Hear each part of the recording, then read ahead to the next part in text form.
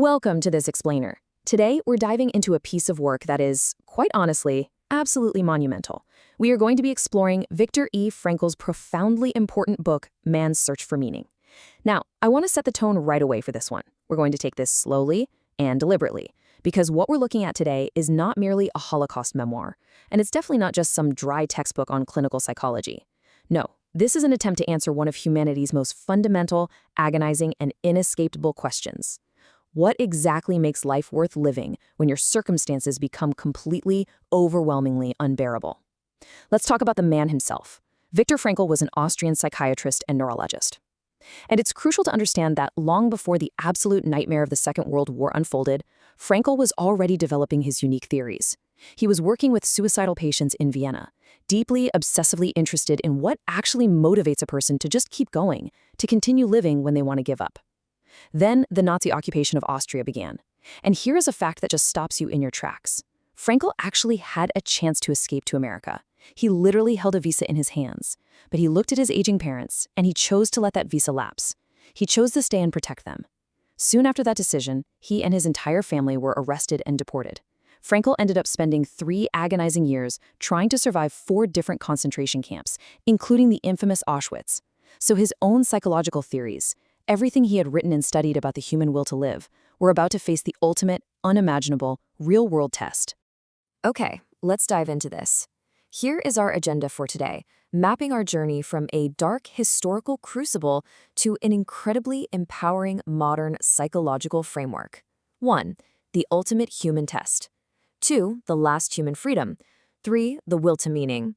4. The existential vacuum. 5. 3 paths to meaning. And finally, number 6, embracing tragic optimism. Section 1. The ultimate human test. Surviving the concentration camp. To truly understand Frankl's philosophy, we first have to look at the incredibly dark laboratory in which it was tested. Frankl arrived at Auschwitz on a transport train packed with roughly 1,500 prisoners. They didn't even know their actual destination until they peered out and saw the infamous Auschwitz sign. The psychological impact of that realization was immediate and terrifying. Everyone knew what Auschwitz meant. It meant gas chambers, it meant crematoria, it meant mass death. Yet Frankl noted something fascinating about human psychology here. Even at this terrifying threshold, many prisoners experienced what he called a delusion of reprieve. It's this desperate psychological clinging to the hope that, hey, maybe things won't actually be as bad as they seem. It's a natural human reflex. But surviving this environment was going to require an inner resource much, much deeper than simply pretending everything was going to be fine. You know, modern life often gives us this comfortable illusion that we are in total control of our destiny. Well, the camp systematically, brutally stripped every single illusion of control away. Frankl observed that the psychological experience of a prisoner generally fell into 3 distinct phases. Phase 1 was pure shock. Think about the admission process. Upon arrival, an SS officer would just stand there and make a seemingly casual gesture, a point to the left or a point to the right. One direction meant brutal forced labor, the other direction meant almost immediate death. About 90% of the people on Frankl's transport were sent to their deaths within just a few hours of arriving. The sheer, terrifying arbitrariness of it caused an unimaginable psychological shock. There's no way to process that level of trauma normally. But, and this is a huge but, human beings possess a truly frightening capacity to adapt to their surroundings. And that brings us to phase 2. Apathy. What initially produced absolute paralyzing horror eventually just became the daily routine. Frankl describes this one harrowing scene that really sticks with you. There was a 12-year-old boy who had been forced to stand out in the freezing snow with bare feet. He was finally carried into the sickbay with severely frostbitten toes. The camp doctor just picked off the black, gangrenous stumps one by one with a pair of tweezers. And the other prisoners who were watching this, they felt absolutely nothing. The disgust, the horror, the basic human pity, it had all simply faded away. Apathy had taken completely over. Now, Frankl was very careful to point out that this emotional numbness was not some kind of moral failure. Not at all. It was a strictly necessary mechanism of self-defense. The human mind literally had to shut down its emotional responses just to preserve the biological life of the body. If you felt every horror, you wouldn't survive the week. Finally, phase 3 occurred post-liberation, and it wasn't just instant joy. It was characterized initially by utter disbelief, a strange depersonalization, and sometimes even dangerous aggression, as this enormous, crushing mental pressure was suddenly and violently released. Let's pause and think about normal life for a second. In our normal day-to-day lives, our identity is constantly reinforced by external things. It's built on our family, our occupation, our social status, the clothes we wear, the car we drive, our achievements. When Frankl arrived at the camp, he managed to bring with him the manuscript of his life's scientific work hidden in his coat. He desperately, desperately wanted to save it. It was his legacy. But he very quickly realized that this manuscript could not save him, and it was ultimately discovered and destroyed. The prisoners were entirely stripped of their former lives. They were shaved completely bald, and they were deprived of their very names. Viktor Frankl, the respected doctor, was erased. He became merely prisoner number 119104. The camp systematically deleted every single pillar of external identity. They had absolutely nothing left in the world except their own naked existence. And this forces a profound, terrifying psychological reckoning. When every single external marker you use to define who you are vanishes in an instant, you are left completely alone with the inner person. It begs the question, who exactly are you when everything you use to define yourself is gone? Section 2, the last human freedom, choosing your attitude. This brings us to a really vital transition in Frankl's thought process. What exactly happens when every external freedom is stripped away from a person? Is a human being simply a programmable product of their environment? Are we completely and unavoidably shaped by our biological and sociological conditions, like so many philosophers argue? Frankl says no, absolutely not. In the midst of this darkness, he realized something profound, and this is the core of his entire philosophy. He wrote, "The last human freedom is the ability to choose one's attitude in any given set of circumstances." Frankl realized that while circumstances obviously heavily influence human beings, they do not completely determine them. Sure, the guards could control where he marched. They controlled what tiny ration of soup he ate. They controlled whether he lived or died on any given day. But there was one boundary, one sacred line they absolutely could not cross: the space between what happens to you and how you choose to respond to it. That space, no matter how small, is yours. Inner freedom, then, is the unassailable human ability to choose a moral and psychological response to uncontrollable conditions. Frankl vividly remembered certain men who walked through the camp huts, comforting others and literally giving away their very last piece of bread. Think about that. They were starving to death, yet they gave their food away. Frankl admits they may have been few in number, but they stand as absolute, undeniable proof that you can take literally everything from a person but one thing: the freedom to choose their own way. The utterly brutal environment of the camp forced a pattern of behavior, yes, but the individual still had to make a conscious inner decision to submit to it. They could choose dignity over degradation. They could choose to remain human. And this inner choice, this quiet but fierce defiance of the human spirit, is what makes life meaningful even in the darkest, most unfathomable abyss. As the famous Russian author Dostoevsky once said, "There is only one thing that I dread, not to be worthy of my sufferings." Those prisoners who maintained their inner freedom, their grace under pressure, were, in Frankl's eyes, fully worthy of their suffering. Section 3. The Will to Meaning. The Third Viennese School of Psychotherapy. After the war ended, Frankl returned to Vienna, and there he discovered the heartbreaking reality that his pregnant wife, his parents, and his brother had all died in the camps. Despite this absolutely unfathomable grief, he didn't collapse into nihilism. Instead, he used his experiences to finalize a brand new school of existential psychotherapy, which he called Logotherapy. Now, what's really interesting about this slide is how logotherapy compares to the established psychological thinking of the time. Modern psychology had evolved in distinct phases in Vienna. First, we had Sigmund Freud, the first Vienna school. Freud essentially argued that human beings are fundamentally driven by the will to pleasure. Basically, we just want to gratify our base instincts and avoid pain at all costs. Then came Alfred Adler, the second Vienna school. Adler focused on what he called the will to power. He believed we are driven by the striving for superiority, constantly trying to overcome our deep-seated feelings of inferiority. But Frankl? Frankl fundamentally disagreed with both of them. He argued that human beings are not merely trying to feel good all the time, nor are we just trying to dominate each other. Frankl introduced the will to meaning. His fundamental groundbreaking claim is that people deeply, desperately want something worth living for. Meaning is not just some secondary rationalization we make up. People will live, and they will even willingly, bravely die for their ideals, their values, and their loved ones. In Frankl's view, the obsessive pursuit of pleasure and power are actually just what people chase when they completely fail to find meaning in their lives. This requires a massive paradigm shift in how we view our existence. Frankl noticed in the camps that the prisoners who gave up hope, the ones who just curled up and let the end come, were always the ones who said, "I have nothing to expect from life anymore." When we view life merely as a consumer experience, constantly asking, what can I expect from life? Or when is life going to give me what I want? We inevitably fall into despair the moment life gives us hardship instead of rewards. Frankl proposes that we must completely, radically reverse the question. We have to stop asking what we want from life and instead ask, what does life expect from me? This is the brilliant shift from expectation to responsibility. You see, life presents each and every one of us with a unique situation, a unique task, and it is actively asking us for a response. The answer to the meaning of life isn't found in some abstract, armchair philosophical thinking. It's found in real-world action, in our daily conduct, and in stepping up and taking responsibility for the specific, messy challenges sitting right in front of us. Section 4. The existential vacuum. The modern problem. So you might be wondering, how does this actually apply to us today?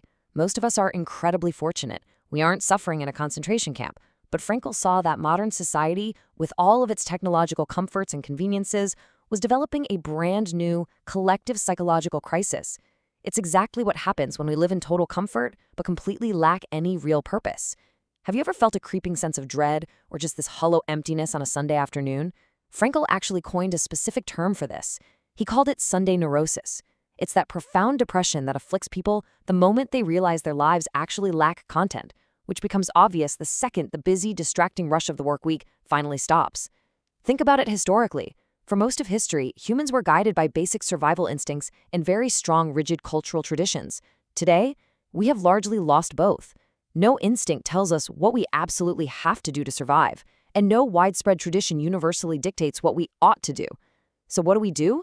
We generally fall into one of two traps. We either do what everyone else is doing, which is conformism, or we do exactly what others demand of us, which is totalitarianism.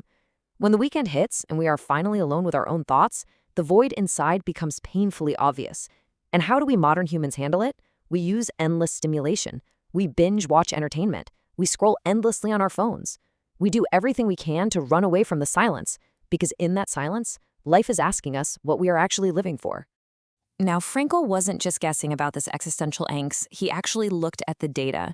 In a survey of university students, a massive 78% identified their absolute top priority as finding a purpose and meaning in their lives.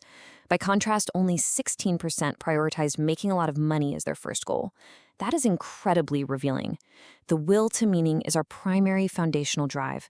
It's not just some fringe philosophical desire for the deeply academic. It is the overwhelming majority craving of the human heart. We want to matter. And if that drive is frustrated, if it's blocked, everything else in our psychology starts to break down. So the crucial point is this. What actually happens when that 78% can't find their purpose? What happens when the drive for meaning is thwarted? The existential vacuum gets filled up with symptoms. First, boredom and apathy take over. You just don't care. Then comes the heavier stuff: depression, aggression, and addiction. Frankl observed that when a person's will to meaning is blocked, they try to substitute it with the aggressive pursuit of money, dominance, or sheer compulsive physical pleasure. But these are incredibly poor substitutes. In fact, the direct pursuit of pleasure is practically self-defeating. Frankl tells this fascinating story of an American diplomat. This guy spent 5 full years in intense psychoanalysis trying to figure out why he was so miserable. The analysts dug into his childhood, they blamed his relationship with his father, the whole Freudian routine. But Frankl looked at his life and realized the answer was actually simple. The man simply hated his career. His job offered him absolutely no meaning, and it was crushing his spirit. The man eventually changed professions, and guess what? His symptoms vanished. The lesson here is powerful. Sometimes you aren't fundamentally broken. You don't always need years of therapy to fix a childhood trauma. Sometimes you are just walking in the wrong direction. Section 5. 3 paths to meaning. How to fill the vacuum. If the lack of meaning is the pervasive disease of the modern age, how exactly do we cure it? Luckily, Frankl didn't just diagnose the problem and leave us hanging. Logotherapy outlines exactly how we can uncover meaning in our daily lives.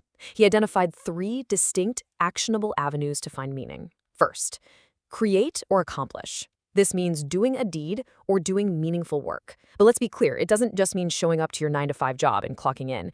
It means creating something of value, serving a cause you believe in, or completing a task that points beyond your own selfish interests. Second, experience or encounter.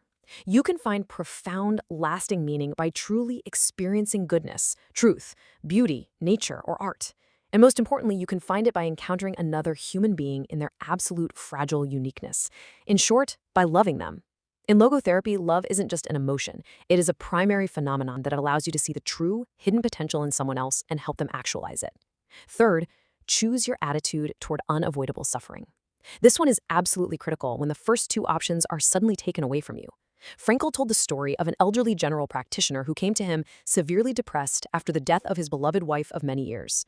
Now, Frankl obviously couldn't bring her back to life, but he asked the doctor a simple question. "What would have happened, doctor, if you had died first and your wife would have had to survive you?" The doctor replied, "Oh, that would have been terrible for her. How she would have suffered." Frankl simply pointed out that by surviving her, he had spared her all of that terrible pain. His current grief was the price he was paying to spare the woman he loved from suffering the exact same grief.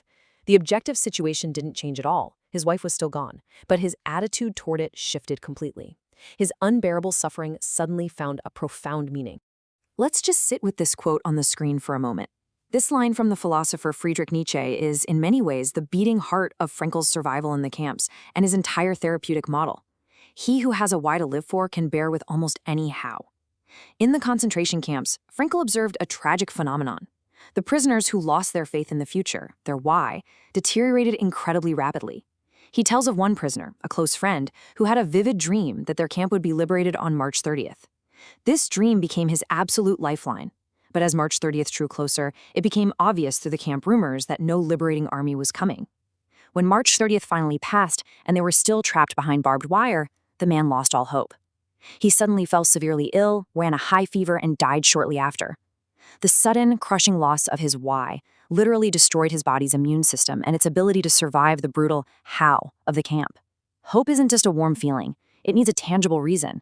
Finding your why, whether it's a person waiting for you on the outside, a book you need to write, or a project left unfinished, creates an incredible physical resilience in the human spirit. Section 6. Embracing tragic optimism. Saying yes to life. As we reach the final section of our explainer, we really have to confront a harsh reality. Frankl explicitly, adamantly warned against making suffering a requirement for meaning. He was clear, if you can avoid a situation that causes suffering, you absolutely should. To suffer unnecessarily is masochistic, not meaningful. But as we all know, some suffering simply cannot be avoided. So how do we maintain our meaning then? And this brilliantly illustrates Frankl's concept of tragic optimism. Frankl identified what he calls the tragic triad of human existence, the three things no human being ever escapes: pain, guilt, and death. Now, tragic optimism doesn't mean being toxically positive. It doesn't mean pretending these tragedies don't exist or forcing a fake smile while your world falls apart. It means saying yes to life in spite of them. It means asking what positive human possibility still remains inside this tragedy. With pain, a person can transform their unavoidable suffering into a genuine human achievement through courage and dignity. With guilt, instead of drowning in shame, a person can use it as an opportunity to genuinely change themselves for the better. And with death, the knowledge that our life is temporary provides the ultimate, urgent incentive to take responsible action today. A meaningful life, you see, is not a painless life. It's a life where pain simply doesn't get the final word.